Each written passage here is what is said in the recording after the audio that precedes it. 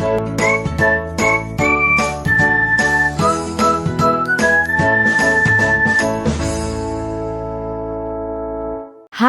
teman-teman, apa kabarnya? Semoga dalam keadaan sehat.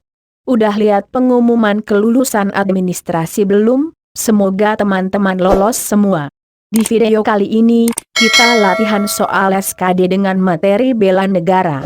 Saya hanya memaparkan soal, tapi tenang teman-teman, kunci jawabannya ada di deskripsi.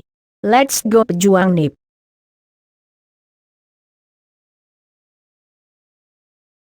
Nomor 1. Proses amandemen UUD 1945 yang dilakukan MPR memiliki beberapa alasan, di antaranya: A. Pemanfaatan sumber daya alam yang kurang efektif. B. Tingginya resiko konflik sosial. C. Kurangnya kritik dan saran dari masyarakat. D. Adanya dualisme fungsi lembaga negara. E. Kekuasaan presiden dominan dan cenderung bersifat personal.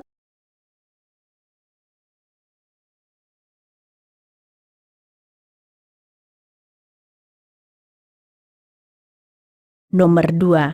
Implementasi pilar kebangsaan memiliki tujuan untuk mewujudkan: A. Indonesia adil dan makmur. B. Semangat nasionalisme secara universal. C. Nilai-nilai dasar negara.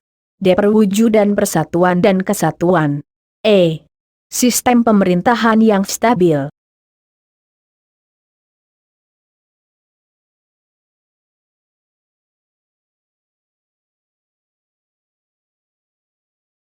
Nomor 3. Pencetusan ide dan implementasi terhadap konsep 4 pilar kebangsaan diprakarsai oleh: A. Megawati Soekarnoputri. B. B.J. Habibie. C. Taufik Kemas. D. Amin Rais. E. Samuel Simanjuntak.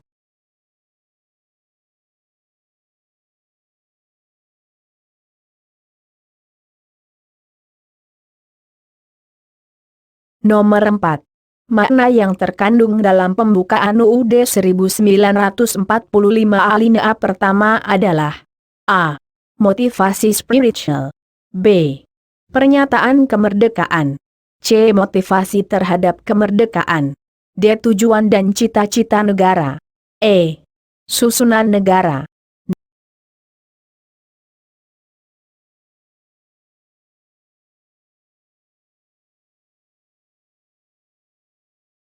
Nomor 5. Atas berkat rahmat Allah yang Maha Kuasa, adalah cuplikan pembukaan UUD 1945 alinea ketiga yang memiliki makna: A. Momentum pernyataan kemerdekaan. B. Kemerdekaan harus diisi oleh program pembangunan. C. Kehidupan seimbang antara kebutuhan spiritual dan material. D. Motivasi luhur dan spiritual terhadap kemerdekaan. E. Kemerdekaan adalah tujuan akhir negara Indonesia.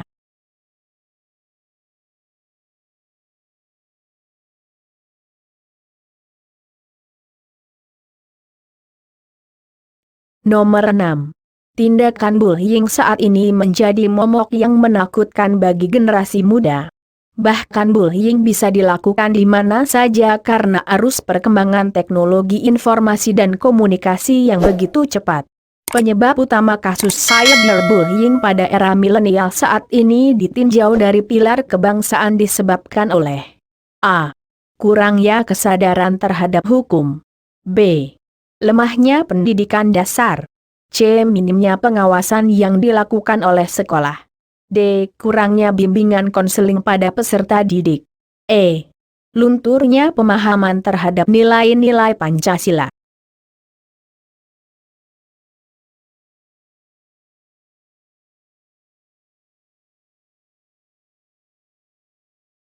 Nomor 7. Faktor lain sebagai upaya peningkatan pemahaman terhadap generasi muda adalah dengan melakukan pendekatan edukatif. Berikut ini cerminan dari pendekatan edukatif adalah: A. Memberikan ruang terbuka untuk menyalurkan ide dan kreativitas. B. Mewajibkan dalam kegiatan sekolah untuk ikut dalam kesenian. C. Patuh terhadap hukum dan tata peraturan. D. Menonton pertunjukan wayang kulit. E. Membuat keputusan bersama dalam sebuah musyawarah.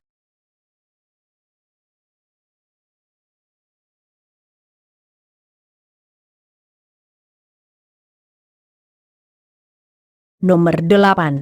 Keterkaitan antara hubungan pokok pikiran pertama pembukaan UUD 1945 terhadap pembangunan nasional adalah: A. Pembangunan nasional didasarkan pada kekuatan spiritual yang luhur.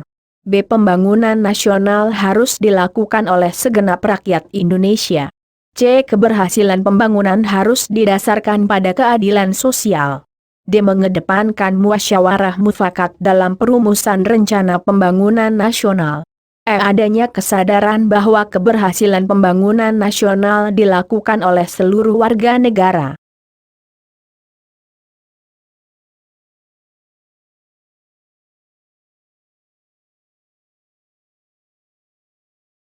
Nomor 9. Kesepakatan dasar dalam perubahan UUD 1945 dengan cara adendum, maksudnya: A. Naskah baru menggantikan naskah asli sebelumnya. B. Naskah asli UUD 1945 digantikan dengan naskah perubahan. C. Penggabungan antara naskah asli dengan naskah pembaruan. D. Naskah asli UUD 1945 dipertahankan dan naskah pembaruan dilekatkan pada naskah asli. E. Naskah asli digabungkan dengan naskah pembaruan UUD 1945 ditambah dengan aturan-aturan peralihan.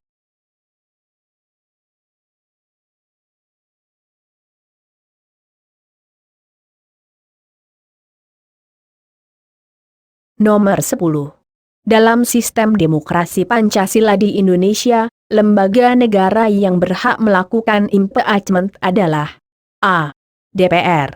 B. DPRD. C. Presiden. D. MK. E. MPR.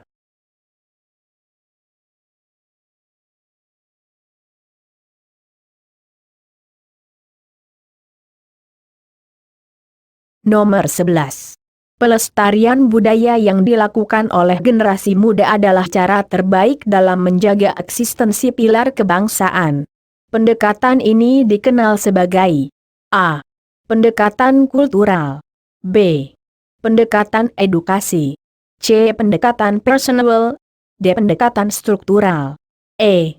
Pendekatan hukum.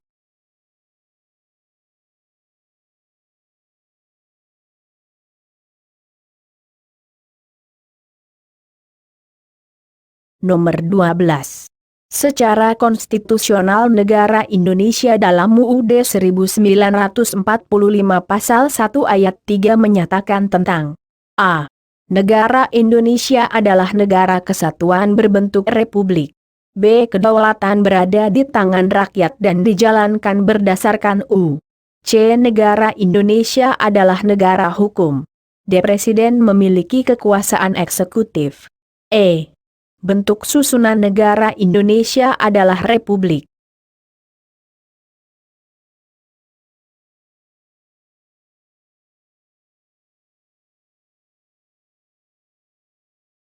Nomor 13.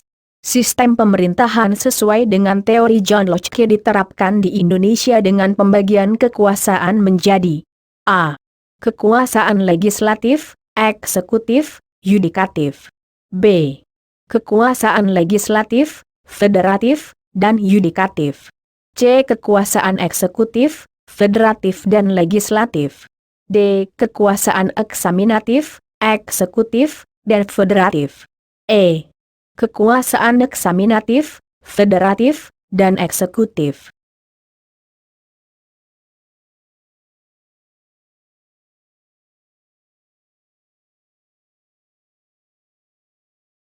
Nomor 14. Manusia sebagai ciptaan Tuhan Yang Maha Esa didudukan sesuai dengan harkat, martabat, dan kodratnya merupakan esensi nilai Pancasila. A. Religius. B. Humanitas. C. Sosialitas. D. Nasionalisme. E. Sovereinitas.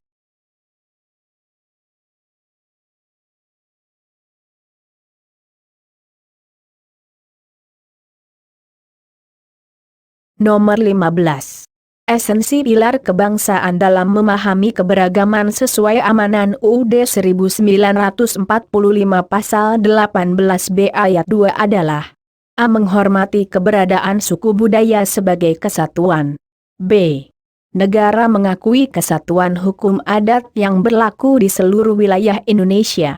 C. Keberadaan masyarakat adat harus diatur dan diperhatikan dalam sistem pemerintahan. D. Kebijakan untuk melestarikan budaya menjadi kewajiban seluruh rakyat Indonesia. E. Keberadaan adat istiadat di wilayah NKRI harus dilindungi oleh negara.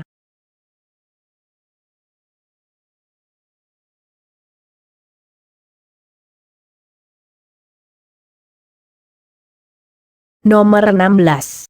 Sistematika UUD 1945 setelah perubahan adalah A.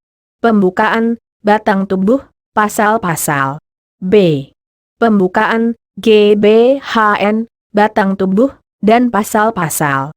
C. Pembukaan dan pasal-pasal. D. Pembukaan, pasal-pasal aturan peralihan. E. Pembukaan, bab-bab, dan ayat-ayat.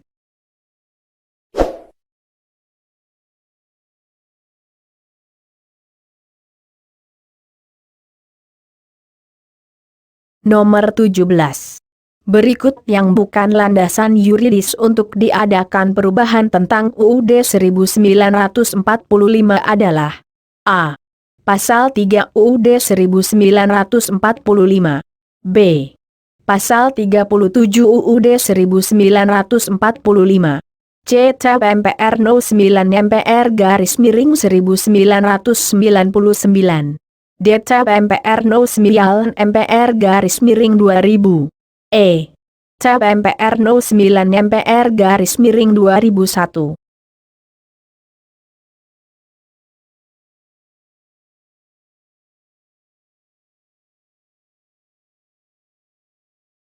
Nomor 18. Pemberhentian sebuah perkara yang terbukti melanggar aturan hukum dan sudah diproses peradilan dinamakan A. Amnesti. B. Rehabilitasi. C. Abolisi. D. Grasi. E. Remisi.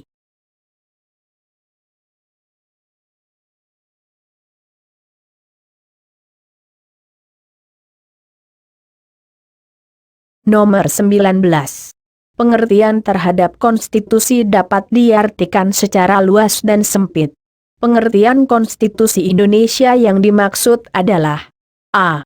Keseluruhan hukum. B. UUD 1945. C. Peraturan perundang-undangan. D. Lembaga MPR. E. Pancasila.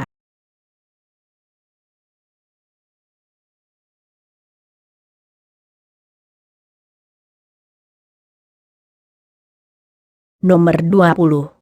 Perhatikan pernyataan berikut. 1. Perubahan dilaksanakan dengan adendum.